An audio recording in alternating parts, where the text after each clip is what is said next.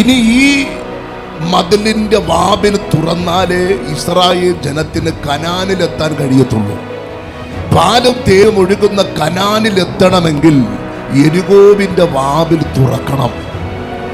അതിന് യെരിഹോവിന്റെ രാജാവ് ഇസ്രായേൽ മക്കൾ നിമിത്തമായി വാതിൽ തുറക്കത്തില്ല. ഇനി ഒറ്റ വഴിയേ ഉള്ളൂ, 6 ദിവസം ചുറ്റണം. 7-ാം ദിവസം 7 പ്രാവശ്യം ചുറ്റണം. ആട്ടിന്റെ കൊമ്പെടുത്ത് ഊതണം. 6 ദിവസമൊക്കെ ചുറ്റാൻ എളുപ്പമാ, 7 ദിവസവും ചുറ്റാൻ വേണമെങ്കിൽ. പക്ഷെ ആട്ടിന്റെ കൊമ്പെടുത്ത് ഊതുക എന്ന് പറഞ്ഞാൽ അതല്പം ബുദ്ധിമുട്ടുള്ള കാര്യമാണ്.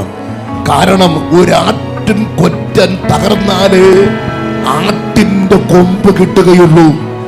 കാൽവറിയിൽ തകർക്കപ്പെട്ട കുഞ്ഞാടിന്റെ കൊമ്പ് അത് അഭിഷേകത്തെ കാണിക്കുകയാണ്.